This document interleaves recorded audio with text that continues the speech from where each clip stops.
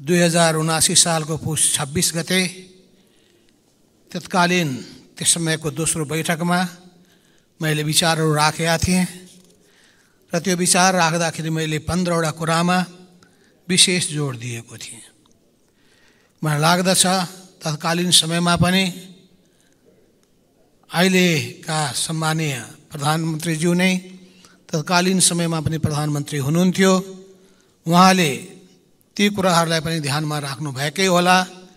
राष्ट्रियतासँग जोडिएका विषयदेखि लिएर संविधानका विषयहरूसम्म, सुशासनको सुनिश्चितताका विषयदेखि लिएर हाम्रो देशमा विद्यमान आर्थिक सङ्कटहरू, यी सबैको सन्दर्भमा समाजवादको नेपाली नमुना तय गर्ने कुरादेखि लिएर कसरी सुखी नेपाली र समृद्ध नेपालको निर्माण गर्न सकिन्छ, सो परिकल्पनालाई साकार पार्न कामका लागि कसरी अगाडि बढ्नु पर्दछ भन्ने विषयमा पनि मैले ध्यान आकर्षण गराएको थिएँ। र यसै सन्दर्भमा अहिले पुनः सम्मानीय राष्ट्रपति श्री रामचन्द्र पौडेलले सङ्घीय संसदको दुवै सदनको संयुक्त बैठकलाई सम्बोधन गर्ने क्रममा 70 पृष्ठको 188 बुँदामा यो सम्बोधन आएको छ र सम्बोधनको सन्दर्भमा विभिन्न खालका विचारहरू पनि व्यक्त भएका छन्। ती विचारहरूमध्ये राम्रा विचारहरूलाई पक्कै पनि सरकारले, प्रधानमन्त्रीज्यूले ग्रहण गर्नुहुनेछ र तदनुरूप बजेट अगाडि सार्दाखेरि या अन्य विषयहरू कामहरू गर्दाखेरि ती सबै कुराहरूमा पनि ध्यान अवश्य पनि दिनुहुनेछ। विचार व्यक्त गर्ने सन्दर्भमा यो सम्बोधन, यो नीति र कार्यक्रमको कुनै अर्थ छैन भन्ने कुराहरू पनि आएका छन्। मैले पनि यसो मनन गरेँ, यो कागजको खोस्टो मात्रै छ कि यसमा कुनै विषयवस्तु पनि छ कि भने यसो हेर्दै जाँदाखेरि मैले यो कागजको खोस्टो मात्रै पाइनँ। त्यसमा अगाडि सारिएका उद्देश्यहरू, जुन 6वटा उद्देश्य अगाडि सारिएको छ, अर्थतन्त्रको पुनरुत्थान गर्ने, राज्यका सबै तहमा सुशासनको प्रत्याभूति गर्ने, विकास निर्माण कार्यमा तीव्रता दिने, सेवा प्रवाहमा सरलीकरण गर्ने, सामाजिक न्यायको प्रवर्धन गर्ने, राष्ट्रिय हितको संरक्षण र सम्वर्धन गर्ने उद्देश्यहरू त्यहाँ अगाडि सारिएको छ। यसै सन्दर्भमा त्यहाँ सर्वोपरि लक्ष्य भनेर पनि 3टा लक्ष्यलाई अगाडि सारिएको छ। राष्ट्रिय सार्वभौमिकताको सार्वभौमिकताको बारेमा, भौगोलिक अखण्डताको बारेमा र स्वतन्त्रता या स्वाधीनता र राष्ट्रिय हितको संरक्षण गर्ने बारेमा। यसै गरी प्रमुख कार्यभारको रूपमा पनि 3टा विषय नै अगाडि सारिएको रहेछ। गणतन्त्रलाई कसरी बलियो बनाउने, समाजवाद उन्मुख अर्थतन्त्रको निर्माण कसरी गर्ने र समावेशी शासन प्रणालीलाई कसरी संस्थागत गर्ने। मैले यसो हेर्दै गएँ, हेर्दै जाँदाखेरि नीतिगत प्राथमिकताको सन्दर्भमा पनि 16वटा बुँदाहरू अगाडि सारिएको रहेछ। ती 16वटा बुँदाहरूमध्ये संविधान र सङ्घीयताको प्रभावकारी कार्यान्वयनका कुरा, दोस्रो अर्थतन्त्रको संरचनात्मक सुधारका कुरा, तेस्रो सार्वजनिक खर्चमा मितव्ययिताका कुरा, चौथो पुँजीगत खर्चमा वृद्धि गर्ने कुरा, पाँचौँ गुणस्तरीय पूर्वाधार निर्माणका कुरा, छठौँ शासकीय व्यवस्था र सेवा प्रवाहमा सुधारका कुरा, सातौँ भ्रष्टाचार नियन्त्रण गर्ने कुरा, आठौँ उत्पादन र रोजगारी वृद्धि गर्ने कुरा, नौ हरित अर्थतन्त्रको विकास गर्ने कुरा, दसौँ पर्यावरणीय सन्तुलन कायम गर्ने कुरा, 11औँ आर्थिक सामाजिक विभेदको अन्त्य गर्ने कुरा, 12औँ गरिबी निवारण गर्ने कुरा, 13औँ समावेशी विकास गर्ने कुरा, अनि यसका साथसाथै शान्ति प्रक्रियालाई तार्किक निष्कर्षमा पुर्याउने र मुलुकको राष्ट्रिय हितको रक्षा गर्ने र स्वतन्त्र र सन्तुलित परराष्ट्र नीति अवलम्बन गर्ने। अनि यसो हेर्छु त्यो कागजको खोस्टो जस्तो लागेन। त्यसो हुनाले यसमा अवश्य पनि कुनै पनि दस्तावेज आफैमा पनि पूर्ण हुँदैन। यसका निम्ति नै छलफलको आवश्यकता पर्दछ, सुझाव सल्लाहहरूको पनि आवश्यकता पर्दछ। यस सन्दर्भमा यो जुन सम्बोधन आएको छ त्यो पोजिटिभ छ, सकारात्मक छ, देशको समस्यालाई पहिचान गरेको छ र समाधानको निम्ति आफ्नो तर्फबाट प्रयत्न पनि अगाडि बढाएको छ। अवश्य हाम्रो देशका सामु थुप्रै समस्याहरू छन्। अर्थतन्त्रकै सामु रहेका समस्याहरूलाई हेर्दाखेरि पनि मैले 15वटा विषयलाई अगाडि सारेको छु। फेरि पनि एउटा न्यून आर्थिक वृद्धिको समस्या छ, उच्च मुद्रास्फीतिको समस्या छ, तेस्रो मूल्य वृद्धिको समस्या छ, चौथो जनशक्ति पलायनको समस्या छ, पाँचौँ लगानी न्यून हुने स्थिति छ, छैटौं न्यून पुँजीगत खर्चको अवस्था छ। सातौं तरलताको सङ्कुचन छ। आठौं घट्दो राजस्व परिचालन छ। नौ उच्च ब्याज दरले गर्दाखेरि पीडित हुने समस्या छ। दशौं बाह्य क्षेत्रको सन्तुलनमा चापको समस्या छ। 11औं भुक्तानी श्रृङ्खला टुटिरहेको अवस्था छ। 12औं भनेको हाम्रो जमिनहरू बाँझो हुँदै हुँदै गइरहेको छ र त्यसपछि खाद्य अवस्था सङ्कटको नजिक पुगेको छ। योजनाको उचित छनौट र प्राथमिकता निर्धारण गर्ने कुरामा कमीले गर्दाखेरि थुप्रै समस्याहरू देखा परेका छन् र समग्रतामा चरम अराजकता विद्यमान छ। यो अराजकता, भ्रष्टाचार, यी सबै कुराहरू अर्थात् इमानदारिता र कर्तव्यनिष्ठाको र मेहनत गर्ने प्रवृत्तिको कमी, यो सबै सन्दर्भमा यसो सोच्दै जाँदाखेरि वास्तवमा कसरी देशलाई उभोलाउन सकिन्छ, यो देशलाई कसरी रूपान्तरण गर्न सकिन्छ, यो चुनौती हाम्रो सामुमा छ। यो देशलाई रूपान्तरण गर्ने काम चाहे सामाजिक रूपान्तरण होस्, चाहे आर्थिक रूपान्तरण होस् या सांस्कृतिक रूपान्तरण होस्, यो काम अरू कसैले गर्ने होइन, हामी नेपालीहरूले गर्ने हो। हामी नेपालीहरूले नै यो देशको विकास गर्ने हो र यसमा अहिलेको राजनीतिक दलहरूले नै अहिलेको जिम्मेवारी पुरा गर्नुपर्छ। नेपाली जनताले विश्वास गरेका प्रतिनिधिहरू, राजनीतिक दलहरूले अग्रसरता लिनुपर्दछ र यी सबै सन्दर्भमा कुनै एउटाको प्रयासले मात्रै त्यो सम्भव हुँदैन। अवश्य पनि यी विकासका कुराको सन्दर्भमा चर्चा चल्दाखेरि विभिन्न विगतका अनुभवहरूका प्रश्नहरू पनि उत्पन्न भएका छन्। यसो मैले पनि सम्झेँ, होइन यो सदनमा त 1 से 1 मन्त्री भइसकेका अनुभव प्राप्त गरेका व्यक्तिहरू पनि छन्, पूर्व प्रधानमन्त्री भइसकेका व्यक्तिहरू पनि छन्, बौद्धिक व्यक्तित्वहरू पनि छन्, जनताको सेवामा समर्पित भएका सामाजिक अभियन्ताहरू पनि छन्, अनि यो सदनमा 1 से 1 योद्धाहरू पनि छन्। देशको हितको रक्षा गर्ने, जनताको सेवामा समर्पित हुने, यी जम्मैको ज्ञान, बुद्धि, अनुभवहरूलाई यदि हामी सँगाल्न सक्ने हो भने यो देशलाई हामी के बनाउन सक्दैनौँ? अवश्य बनाउन सकिन्छ। यसका निम्ति हामीहरूको बिचमा सहकार्यको आवश्यकता छ। एकले अर्कालाई घोषपेच गरेर मात्र हुँदैन, आफ्नो पीडा व्यथा पोखेर मात्र हुँदैन। सरकारमा बस्न सकिएन त्यो बेग्लै कुरा हो, किन बस्न सकिएन त्यसको पछाडि पनि अरूलाई दोष दिएर हुँदैन। भनिसकेको सरकार किन आफ्नो हातबाट फुत्कियो त्यसको निम्ति अरूलाई सत्तो सराप गरेर पनि हुँदैन। त्यसो हुनाले सबभन्दा ठुलो समस्या के छ भने आफूभित्र के कमी कमजोरी रहे त्यसको हामी सबैले समीक्षा गरौँ। कमी कमजोरी भएका छन् भने ती कमी कमजोरीको पहिचान गरौँ, त्यसलाई सुधार गरौँ। जस्तै अहिले समस्या म देखिरहेको छु, हामी कहाँ सबभन्दा ठुलो समस्या यो व्यक्तिवादको रोग हो। व्यक्तिवादको रोग हो र दोस्रो भनेको आफूलाई सबै सर्वज्ञानी ठान्ने प्रवृत्ति हो। अनि त्यसपछि तेस्रो अरूलाई अवमूल्यन गर्ने प्रवृत्ति हो। अरूको ज्ञान, अरूको बुद्धि र सबैको साथ यो लिने भन्दा पनि अनि आफ्नो पाराले चल्ने प्रवृत्ति पनि हो। यसबाट मुक्त हुन सकिएन भने, यो व्यक्तिवादको रोगबाट मुक्त हुन सकिएन भने, अनि भ्रष्टाचारमा चुर्लुममा डुब्ने प्रवृत्ति मुक्त भइएन भने कुरा एउटा काम अर्को। हाम्रो के छ भने कुरामा ठुल्ठुला उपदेशहरू छाट्ने प्रवृत्ति ज्यादा छ, तर व्यवहारमा लागू गर्ने प्रवृत्ति कम छ। साँचो अर्थमा हामीमा इमानदारिता छ भने कुनै पनि समस्याको समाधान गर्न सकिन्छ।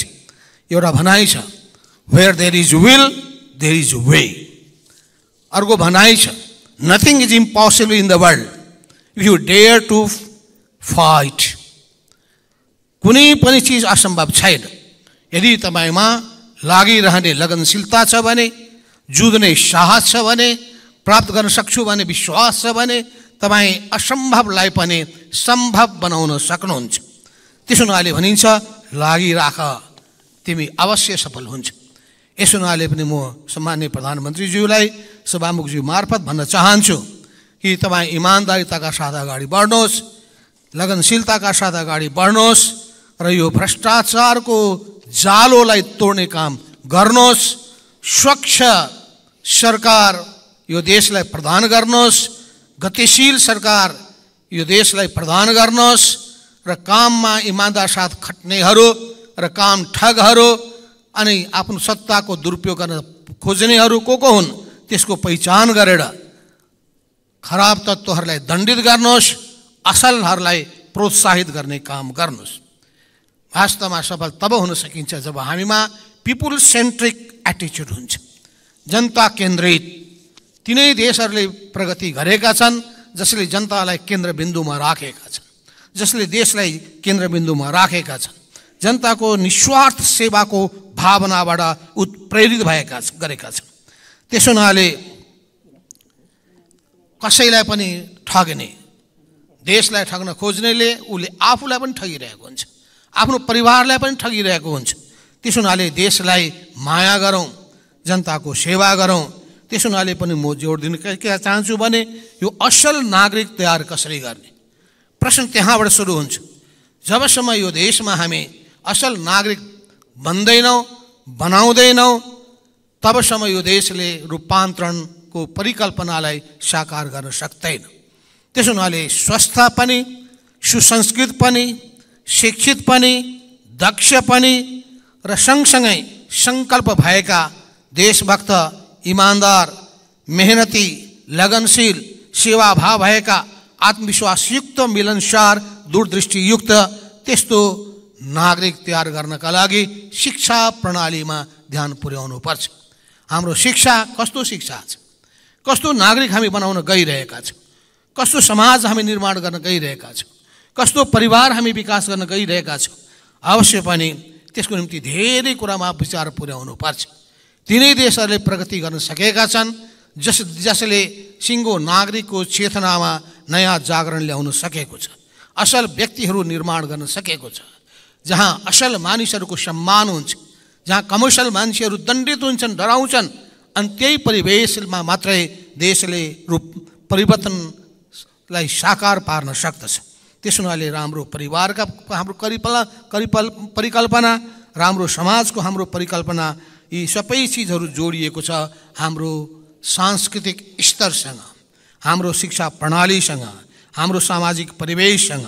यस अर्थमा समानता र न्यायपूर्ण समाज निर्माण गर्ने कुरा सोच्दै सुखी नेपाली र समृद्ध नेपालको यो मान्यतालाई लागू गर्न सकियो भने मात्र नेपाली नमुनाको समाजवादको खाका तयार गर्न सकिन्छ।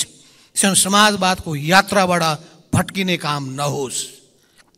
केही व्यक्तिहरू धनी बन्दै जाने, चाहे लुटेर होस् या ठगेर होस् या अपराध गरेर होस्, कुकर्म गरेर होस्, र यो सबै प्रवृत्तिलाई नियन्त्रण गर्नका लागि हाम्रो राज्यका सबै संरचनाहरू इमान्दार हुनुपर्छ। राज्यका सबै संरचनाहरूले आफ्नो आफ्नो ठाउँमा बसेर राम्रो ढङ्गले काम गर्न सके भने अवश्य पनि यो समाजमा, हाम्रो संस्कृतिमा र त्यसपछि हाम्रो अर्थतन्त्रमा रूपान्तरण गर्न सकिन्छ। एउटा मैले पुस्तक पढेको थिएँ, त्यो पुस्तकमा उल्लेख के गरेको छ भन्दाखेरि सपना तपाईँ देख्नुहुन्छ, तर सपना हावादारी सपना नदेख्नुहोस्, यथार्थवादी बन्नुहोस्। तर सपना देख्दै नदेख्ने मान्छे, त्यत्तिकै हिँड्ने मान्छे, आधो मान्छेले, लक्ष्य तय नभएको मान्छेले आफ्नो मिसन बुझ्न सक्दैन र मिसन तय नभएको मान्छेले त्यो मिसन पुरा पनि गर्न सक्दैन। त्यसो हुनाले सपना पक्कै हेर्नु पर्दछ, तर त्यो सपनालाई विपनामा रूपान्तरण गर्नका लागि यथार्थवादी भएर पनि चल्नुपर्छ। हाम्रो देशको विकासका समस्याहरू के छ, ती समस्याहरूको पहिचान गर्नुपर्ने आवश्यकता छ। अहिलेको बजेटमा आएका छन् थुप्रै कुराहरू ल्याउने, सिकाउने, टिकाउने, तर यो भोलि लागू हुन्छ कि हुँदैन? नेपालका सबै बालबालिकालाई स्कुलमा पुर्याउने लक्ष्यहरू हामीले तय गरेका छौँ, तर ती लागू हुन्छन् कि हुँदैनन्? यस क्रममा पुराना प्रधानमन्त्रीहरूले पनि राम्रै काम गर्नुभएको होला।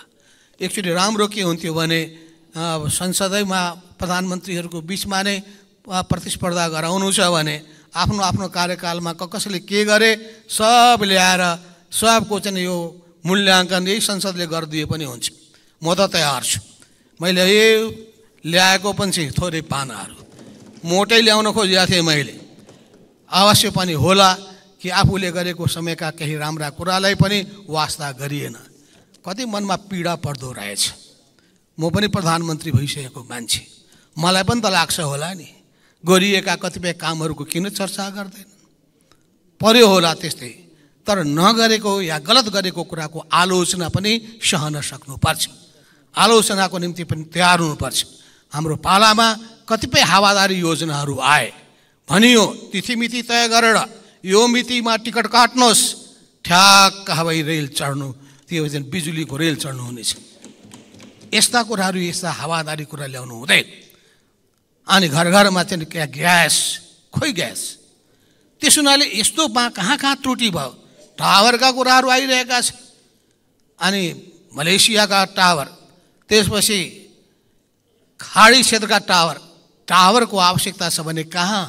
धानको बाला हेर्ने टावर, के हेर्ने टावर?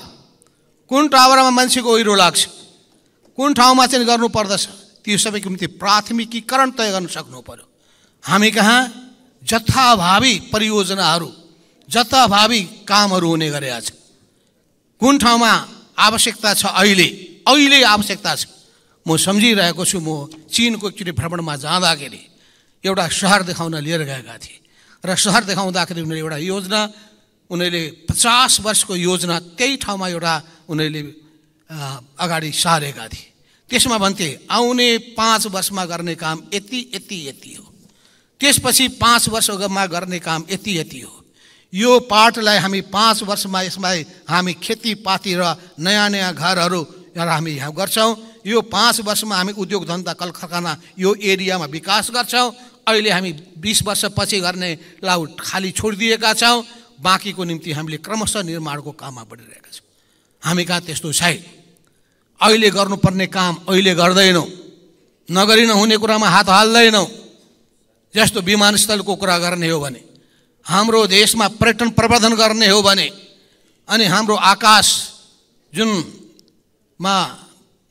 हिसाबले वायुयानहरू आउँदाखेरि समस्या खडा हुने गरेको छ, अनि यो पर्वतीय यो देश भएको हुनाले त्यसले अर्को किसिमको दुर्घटनाको खतरा निम्ति आएको छ। यी सबै सन्दर्भमा त्रिभुवन विमानस्थलको विकल्पको विमानस्थल निजगढ हो भन्ने कुरामा हाम्रो ध्यान किन जाँदैन? त्यसलाई हामीले पहिलो प्राथमिकता किन दिँदैनौँ? त्यसलाई निर्माण गर्न किन अगाडि सर्दैनौँ? त्यो नहुँदाखेरि नेपालले भोलि कति ठुलो क्षति भोग्नुपर्छ भन्ने कुरा किन बुझ्दैनौँ? मलाई यसबारेमा पनि बहस गर्न मन लागेको छ। किन मैले सुने कि वास्तवमा त्यो निजगढ विमानस्थलको अब आवश्यकता छैन। किन भन्दाखेरि लुम्बिनीमा बनिसकेको छ, पोखरामा बनिसकेको छ। त्यसपछि मैले अध्ययन गर्नलाई केही साथीहरूलाई दिएँ, त्यसको पनि डकुमेन्ट मैले लिएर आएको छु। भोलि म सम्बन्धित समितिमा पनि कुरा गरौँला या संसदमा पनि यसबारेमा म छलफल गरौँला। किन भन्दाखेरि त्यो निजगढ विमानस्थल निर्माण गर्नुपर्छ भन्ने कुरालाई बोल्डली अगाडि सार्ने मेरो प्रधानमन्त्री भएको पालामा भएको हुनाले पनि र सबै हिसाबले सोच्दाखेरि पनि नेपालको पर्यटन प्रवर्धनदेखि लिएर नेपालको वास्तवमा अर्थतन्त्रलाई समेत मद्दत पुग्ने त्यो एउटा सामान्य एउटा अर्को एयरपोर्ट मात्रै होइन, त्यो इन्टरनेसनल एयरपोर्ट हुन्छ। त्यो मात्रै हब हो, हब हुन्छ, त्यो पूर्व र पश्चिम जोड्ने हबको रूपमा त्यसले काम गर्न सक्दछ। त्यस अर्थमा त्यस्ता परियोजनाहरू छन्। मैले भन्ने के गरेको छु भने, यदि तपाईँले पर्यटनको प्रवर्धन गर्न खोजेको हो भने पर्यटकहरूलाई यहाँ टिकाउने कति के गरेर कुन कुन ठाउँहरूलाई देखाएर अनि कुन कुन ठाउँलाई आकर्षणको केन्द्र बनाएर गर्ने हो। तपाईँले जलविद्युतको विकास गर्ने हो भने कुन कुन मालामा तपाईँले बढी लगानी गरेर गर्ने हो। तपाईँले देशलाई सडक यातायातसँग जोड्ने हो भने कुन यातायात सडकको बाटो सबभन्दा महत्त्वपूर्ण छ, त्यसमा उच्चतम प्राथमिकता दिएर त्यसमा लाग्ने हो। तर हामी सबै कुराको प्राथमिकीकरण बुझ्दैनौँ। शिक्षामा कति लगानी गर्नु पर्दछ, हामीले स्वास्थ्यमा कति लगानी गर्नु पर्दछ। त्यहाँ जनताको स्वास्थ्य राम्रो भएन भने, स्वस्थ नागरिक भएन भने, अनि देश अवश्य पनि स्वास्थ्य बिना कुनै पनि नागरिकले आफ्नो दायित्व पुरा गर्न सक्दैन। शारीरिक या मानसिक स्वास्थ्यको कुरा गरौँ, तर सँगसँगै उसमा नयाँ चेतना र जागरण भएन भने उसले आफ्नो जिम्मेवारी पुरा गर्न सक्दैन। किताबी ज्ञानले मात्र पुग्दैन, उसलाई सिप विकास गराउन सकिएन भने पनि हुँदैन। यस अर्थमा हामीले कतिपय संसारका देशहरूको अनुभवबाट के प्राप्त गरेका छौँ भने, एकजना लेखकले लेखेका छन्, किन देशहरू असफल हुने गरेका छन्। व्हाई नेशन्स फेल, देश किन असफल हुने गरेको छ, के कहियो सत्ताको अनि त्यसको व्यवहार, संस्थागत संरचनालाई भत्काउने प्रवृत्ति, संस्थागत काम गर्दै नगर्ने परिपाटी, त्यही सिस्टमभित्र नै अनेक किसिमका रहेका खोटहरू, यी नै खोटहरूको कारणले गर्दाखेरि वास्तवमा कामहरू राम्रो ढङ्गले हुने गरेको हुँदैन। त्यसो हुनाले वास्तवमा यी सबै सन्दर्भमा एउटाले लेखिएको छ, ड्रिम्स मिट डेलिभरी। ड्रिमहरू हाम्रा सपनाहरूले डेलिभरी दिन सक्नु पर्यो। सपनाले डेलिभरी दिन सकेन भने, योजनाले परिणाम दिन सकेन भने, लगानीले प्रतिफल दिन सकेन भने, त्यो लगानीको प्रतिफल प्राप्त हुन सकेन भने त्यस्तो ठाउँमा लगानी गर्न हुँदैन। जुन लगानीको प्रतिफल आजभन्दा 10 वर्षपछि प्राप्त हुन्छ भने 10 वर्षपछि त्यस ठाउँमा लगानी गर्ने हो। जुन ठाउँको लगानी 20 वर्षपछि गर्दाखेरि प्रतिफल प्राप्त हुन्छ भने 20 वर्षपछि लगानी गर्ने हो। अघि मैले बताइसकेका थिएँ कि चीनको भ्रमण गर्दाखेरि कति वर्षमा कहाँ कहाँ लगानी गर्ने। फिलिपिन्सको भ्रमण गर्दाखेरि मैले देखेका थिएँ 10 लेनको निम्ति बाटो छेके पुरै स्पेस बाँकी राखेको छ। राज्यले पहिल्यै जग्गा लिइसकेको छ, तर निर्माण गरिरहेको छ जस्ट 2 लेन मात्रै। 2 लेनको निम्ति गाडी चल्ने पारा बनायो भने 5 वर्षलाई पुग्ने रहेछ। अनि 5 वर्षपछि अर्को 2 लेन बनाउँछ, 4 लेन हुन्छ। तर उसले सोचेको छ आउने 50 वर्ष, 100 वर्ष, 200 वर्ष। र हामी त्यो प्राथमिकता तय गर्न सक्दैनौँ। एकैचोटि बनाउनु पर्यो भने 10 लेन बनाउनु पुग्छौँ र त्यसको उपयोगै हुँदैन। यस अर्थमा मैले भन्न खोजेको कुरा के हो भने दृष्टिकोण विहङ्गम गर्नुहोस्, व्यापक दृष्टिकोण राख्नुहोस्, फराकिलो सोच राख्नुहोस्। भोलिसम्मको सबै समाधानका समस्याहरू र समस्याको समाधानका उपायहरू खोज्नुहोस्। तर अहिले सुरु गर्दाखेरि आफ्नो साधन स्रोतको सीमिततालाई पनि ध्यान दिनुहोस्।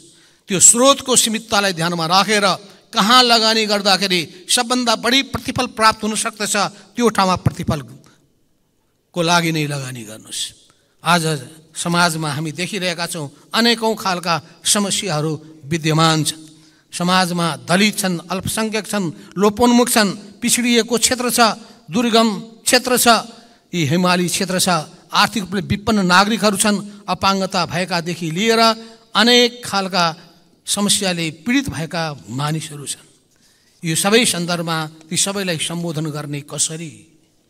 हामीले यति मात्रै होइन, भूतपूर्व ब्रिटिस गोर्खाको समस्याको बारेमा पनि मेरो ध्यान गयो। उनीहरू नेपाली नै हुन्। नेपाली भइसकेपछि कसरी उनीहरूको यो नागरिकताको समस्यालाई पनि सम्बोधन गर्ने, त्यसलाई पनि हामीले कसरी सम्बोधन गर्ने हो सोचौँ। यो नीति र कार्यक्रममा 1 वडा 1 खेल मैदान, 1 पालिका 1 कबडाल जस्ता खालका कुराहरू, खेलकुदका कुरादेखि लिएर अनेक कुराहरू पनि आएका छन्। तर म भन्न चाहन्छु हाम्रो प्रधानमन्त्रीज्यूलाई, तपाईँ यो ठाउँबाट स्विच थिचेर यो 4761 वडा 6741 वडा वडामा एकैचोटि स्विच थिचेर खेल मैदानको शिलान्यास नगर्नु होला। एकैचोटि स्विच थिचेर जम्मै हाम्रो देशमा रहेका 753 वडा पालिकाको कबड हलको निम्ति शिलान्यास गर्ने गल्ती नगर्नु होला। जुन जहाँ काम सुरु हुन सक्दछ यो मनमा नराख्नुहोस् कि त्यो ठाउँको शिलान्यासमा मेरो नाम चढोस्। यही प्रवृत्तिले बिगारेको छ। मैले अघि भने यो व्यक्तिवादको प्रवृत्ति, म भन्ने प्रवृत्ति, कुनै तयारी गर्नु छैन अनि यस्तो किसिमको हावादारी योजना बनाउने प्रवृत्ति, यस्तो प्रवृत्तिमा तपाईँ पक्कै पनि पर्नुहुने छैन भन्ने मैले आशा गरेको छु। आशा त गर्ने हो नि, व्यवहारमा हेर्ने हो। यस अर्थमा पनि मैले यहाँ फेरि पनि भन्न चाहन्छु कि समाजमा जो सुशासनका प्रश्नहरू आइसकेपछि भ्रष्टाचारलाई कसरी निवारण गर्ने र सदाचारको भावनालाई कसरी बढाउने, यो साथसाथै कानुन कडा हुनुपर्दछ र दण्डित गर्ने काममा जुट्नु पर्दछ। यो आपराधिक क्रियाकलापहरू, अत्याचार, भ्रष्टाचार, शोषण, दमन, उत्पीडन, भेदभाव अनि यसको साथसाथै गरिबी, पछौटेपन र अभावग्रस्त जीवन, यो सबै चिजहरूको निम्ति सबैले कसरी न्याय पाउन सक्दछन् र ऐन सँगसँगै काम गर्नेहरूमा ढिलासुस्ती र ढिलासुस्ती मात्रै होइन, वास्तवमा अत्यन्तै ठुलो राज्य कोषको दुरुपयोग गर्ने प्रवृत्तिहरू, यो सबै कुराहरूको सन्दर्भमा सरकारको पहिलो फोकस त सुशासनमै जानुपर्छ। सुशासन कायम भएन भने अनि सोच राम्रो भएन भने अनि ठोस योजनाहरू बन्न सकेनन् भने योजना मात्रै बनाएर हुँदो रहेछ, त्यो कार्यान्वयन भइरहेको छ कि छैन भनेर राम्ररी अनुगमन गरिएन भने अनि अनुगमन गर्दाखेरि त्यहाँ ठिक भयो बेठिक भयो भनेर मूल्याङ्कन गरिएन भने राम्रो गर्नेलाई प्रोत्साहन र नराम्रो गर्नेलाई दण्डित गर्ने काम गरिएन भने त्यसपछि तपाईँ मुलुकलाई ठिक बाटोमा लान सक्नुहुन्न। यस अर्थमा यी सबै कुरामा पक्कै पनि सरकारको प्रधानमन्त्रीको ध्यान जानेछ। हाम्रो काम गर्ने तरिकामा या हाम्रो सोच्ने तरिकामा कहाँ कहाँ सुधार गर्नुपर्छ त्यसमा पनि ध्यान पुर्याउनै पर्छ। अवश्य पनि यो विज्ञान प्रविधिको खोज र अनुसन्धानको अन्वेषणको सन्दर्भमा नवप्रवर्तनमा आधारित उद्यम व्यवसायको सन्दर्भमा पनि सरकारले सोच बनाइरहेको कुरा सुन्दाखेरि मलाई खुसी नै लागेको छ। र यस सन्दर्भमा हाम्रो महावीर पुञ्जीले वीरगञ्जको कृषि औजार कारखानालाई फेरि सञ्चालन गर्नका लागि पहल गर्नुभएको कुरा मैले सुने। मलाई त्यहाँ हेर्न जानका लागि साथीहरूले भन्दै थिए कि हेर्नुहोस् काम नलाग्ने मेसिन उहाँले हटाउनु भएको छ र जुन मेसिनलाई काममा लगाउन सकिन्छ र नयाँ नयाँ मेसिन ल्याउन सकिन्छ त्यो गरेर हाम्रो कृषि औजार नेपालमै नै उत्पादन गर्न सकिन्छ त्यसमा लाग्नु भएको छ। त्यस्तो काम सबैले गरिदिए कति राम्रो हुन्थ्यो। वास्तवमा उहाँलाई म धन्यवाद दिन चाहन्छु र सरकारलाई पनि धन्यवाद दिन चाहन्छु कि राम्रो काम गर्नेहरू, नवप्रवर्तन गर्न चाहनेहरू, अध्ययन अनुसन्धान आविष्कार विज्ञानको आज मेहनतपूर्वक काममा लाग्नेहरूलाई प्रोत्साहन दिने ढङ्गले जुन हिसाबले सरकारले पहल गरिरहेको छ त्यो राम्रो हो। अवश्य पनि अहिले हाम्रो मुलुकमा यो विकास निर्माणको कामहरू चित्त बुझ्दो छैन। तपाईँ हेर्नुहोस्, जहाँसुकै पनि तपाईँ हेर्नुहुन्छ बाटो बन्ने कुरा क्वालिटीको बाटो छैन। बाटो बन्ने कुरा समयमा बाटो सुरु गरिँदैन, समयमा बनाउनु पर्ने पुल बनाइँदैन। लाजमर्दो के छ भने इस्ट वेस्ट हाइवे यो त सबैभन्दा महत्त्वपूर्ण कुरा, लाइफ लाइन हो देशको। त्यो ठाउँको हाइवेमा तपाईँले खाल्दै खाल्डो पाउनुहुन्छ। त्यो हाइवेमा तपाईँ पुलमा अनेक किसिमको समस्याहरू मात्रै होइन, पुल हल्लिरहेको पाउनुहुन्छ। अनि पुल तपाईँले भत्काउनुहुन्छ अनि त्यसपछि खोलाबाट बल्ल गाडी जान्छन् अनि बर्सातको बेलामा यातायात अवरुद्ध हुन्छ। त यो देशमा सरकार छ भने यो कति वर्षसम्म पुल टिक्न सक्दछ, कति वर्षपछि पुल बनाउनु पर्ने आवश्यकता छ, यो सबै सोच्नुपर्ने आवश्यकता छैन। भन्नलाई हामीले कन्सल्टेन्टहरू राख्ने कुरा भन्छौँ, भन्नलाई हामी 101 अनुभवी मान्छेहरूलाई चाहिँ काममा लगाउनुपर्छ भन्ने भन्छौँ, तर पनि यो किन हुन सकिरहेको छैन? यस अर्थमा सम्बन्धित सबै पक्षहरूले, सबै जिम्मेवार निकायहरूले यसमा ध्यान पुर्याउनु पर्ने आवश्यकता छ। अवश्य पनि हामीले राम्ररी ध्यान पुर्याउन सक्ने हो भने धेरै कुराहरू गर्न सकिन्छ। कुराहरू धेरै होलान्, त ती सबै धेरै कुराहरूको म एक एक विवरण बताउन मैले आवश्यक ठानेको छैन।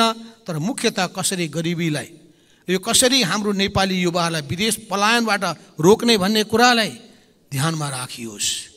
अब हाम्रो विडम्बना के छ भने त्यही विषय पढ्नका लागि विदेशमा जान्छ, तर हाम्रो देशको इन्स्टिच्युटहरूले मौका दिँदैन। मेडिकल साइन्स पढ्न चाहन्छन्, डक्टर बन्न चाहन्छन्, तर यहाँ डक्टर पढ्नेहरूले डक्टर पढ्न पाउँदैनन्, विदेशमा जान्छन् त्यहाँ पढ्छन्। अनि यहाँ पढ्नका लागि उनीहरू कलेजमा भर्ना हुन चाहन्छन्, तर त्यसको कोटा सीमित गरिदिएको छ, भएको कलेज पनि नचलेर बन्द हुने अवस्थामा पुग्छ। भनेपछि यो अनेक किसिमका चाहिँ अवरोधहरू जुन आइरहेको छ, यसभित्र पनि अनेकौँ सेटिङहरू, अनेकौँ करप्सनका कुराहरूले या अनुचित कुराहरूले प्रभाव पारिरहेको देखिन्छ। त्यसो हुनाले यी सबै चिजहरूको सन्दर्भमा खास गरिकन हाम्रो सरकारले नै ध्यान पुर्याउनु पर्ने आवश्यकता पर्छ। अब कुराहरू धेरै होलान्, म सबै कुराहरूमा जान चाहन्न, तर हाम्रो देशको जुन लिम्पियाधुरा, लिपुले, कालापानी नेपालको नक्साको सन्दर्भमा कुराहरू आएको छ, त्यो अवश्य पनि यो उल्लेख हुनु पनि पर्दछ। प्रधानमन्त्रीको भारत भ्रमणको सन्दर्भमा यसलाई उठाउनु पर्ने पनि आवश्यकता छ। अवश्य पनि हामी सबै छिमेकी देशहरूदेखि लिएर अरू देशसितको सम्बन्धलाई सुमधुर बनाउन चाहन्छौँ। हामी सबैसँग हामी हाम्रो देशको हित र सम्मानको कुरा गर्न चाहन्छौँ। हाम्रो देशलाई स्वाभिमानी देशको रूपमा परिचित गराउन चाहन्छौँ। तर त्यसको निम्ति सबैको सहयोग पनि हामी चाहन्छौँ। तर हाम्रो देशमा आफैले उत्पादन कसरी बढाउने र उत्पादन बढाउन सकिएन भने रोजगारी सृजना गर्न सकिँदैन। उत्पादन बढाउन सकेनौँ भने हामी आत्मनिर्भरतामा जान पनि सक्दैनौँ। उत्पादन बढाउने कुरा सोचेनौँ भने उत्पादकत्वमा वृद्धि हुन सक्दैन। उत्पादनसँग जोडिएनौँ भने क्वालिटीको कामहरू पनि उत्पादनहरू दिन सक्दैनौँ। यस अर्थमा हाम्रो जुन आयात आश्रित अर्थतन्त्र छ त्यसलाई निर्यातमुखी अर्थतन्त्रको रूपमा कसरी रूपान्तरण गर्ने भन्ने कुरामा विशेष जोड दिनुपर्छ। अवश्य पनि हाम्रो उत्पादन हाम्रो उपभोग अहिले सरकारले जुन ढङ्गले त्यो सोच बनाएको छ कि नेपाली उत्पादनलाई राज्यले नै रकम बरु थप 20% दिने र नेपालमा नै प्रयोग गर्ने यो राम्रो कुरा पनि हो। तर एउटा कुरा ख्याल गरौँ, अहिले अर्थतन्त्र जुन अवस्थामा छ त्यो अर्थतन्त्रलाई जोगाउने अवस्थामा हामी छौँ। यसलाई कुदाउने अवस्थामा हामी छैन। जब दौडाउने अवस्थामा हामी छैन, त्यसो हुनाले जब जोगाउनु पर्ने अवस्थामा हामी कुदाउनु पर्ने कुरा गरिसकेपछि हामी त्यहाँ फेरि मिस्टेक गर्न पुग्छौँ।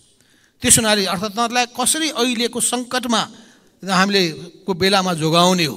यो विश्व अर्थतन्त्र नै ठुलो सङ्कटको अवस्थामा छ। अवश्य पनि हामीले हाम्रो संविधानमा व्यवस्था भएको 3 खम्बे अर्थतन्त्रको यो मान्यतालाई ध्यानमा राखेर निजी क्षेत्र मात्र भनेर पुग्दैन।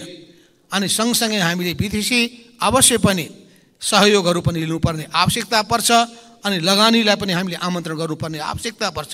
तर यो सहकारीलाई व्यापक रूपमा विकास गर्ने कुराको सन्दर्भमा त्यसलाई राम्रो ढङ्गले त्यो सहकारीको माध्यमबाट विकास गर्ने कुरा त गरिरहेका छौँ। तर हामी देखिरहेका छौँ विभिन्न सहकारीहरू जसरी असफल भइरहेका छन् र त्यसले अनेकौँ ढङ्गले ठगीका कामहरू भइरहेका छन्। ती सबै कुरामा सरकारको ध्यान जानु पर्यो, सरकारको सुपरभिजन हुनु पर्यो, सरकारको नियन्त्रण हुनु पर्यो र सरकारको सहयोग पनि हुनु पर्यो। हामीले 3 तहका सरकार 3 तहको निकायहरू बनाएका छौँ। तर ती 3 तहका निकायहरूलाई आवश्यक अधिकार दिइरहेका छौँ। अधिकार पनि दिनुपर्छ। तर अधिकार दिइरहेका छौँ, कर्तव्यप्रति हामी सचेत बनाइरहेका छैनौँ। हामी स्रोतहरू दिइरहेका छौँ, स्रोतको सदुपयोग दुरुपयोग भइरहेको छ कि छैन भन्ने बारेमा चासो राखिरहेका छैनौँ, अनुगमन गरिरहेका छैनौँ र दुरुपयोग गर्नेहरूलाई दण्डित पनि गरिरहेका छैनौँ। त्यसो हुनाले स्थानीय तहमा पठाइएका रकमहरू आवश्यक रकमहरू पुगेनन्, पुर्याउनु पर्ने व्यवस्था गरियो कि गरिएन यो एउटा पक्ष छ भने त्यसको सदुपयोग भइरहेको छ कि छैन यो अर्को महत्त्वपूर्ण पक्ष छ। नभए रकमको हामी वितरण त गर्नेछौँ, त्यो भ्रष्टाचारको वितरण मात्रै हुनेछ। त्यो रकमको वितरण विकासको निम्ति हुन सकोस्, जनताको निम्ति हुन सकोस्। यस अर्थमा हामी कसरी उत्पादनशील र इमान्दार अब नागरिकहरू तयार गर्ने सन्दर्भमा सबैले आफ्नो आफ्नो तहबाट राम्ररी जिम्मेवारी पुरा गर्न सकुन्, यस कुरामा मैले फेरि पनि जोड दिँदै यहाँ अहिले धेरै कुराहरू यहाँ त ल्याउन खोजिएको छ। अपाङ्ग ग्रामदेखि लिएर ज्येष्ठ नागरिक आवास, गृह सेवादेखि लिएर सडक मानवमुक्त समाजका कुरादेखि लिएर यी अनेक कुराहरू सरकारले ल्याएको छ। त्यस हुनाले ल्याएको छैन भने नभनौँ, ल्याएको छ। यो चिजहरू ल्याइदिए राम्रो हुन्थ्यो भन्ने कुरा बरु भनौँ। यस अर्थमा यो जुन नीति र कार्यक्रम अगाडि आएको छ त्यो अहिलेको समस्यालाई यसले सम्बोधन गर्नका लागि अवश्य पनि सहयोगी हुनेछ भन्ने कुरा समेत राखेर म आफ्नो मन्तव्य यहीँ टुङ्ग्याउँछु। हस्त, धन्यवाद।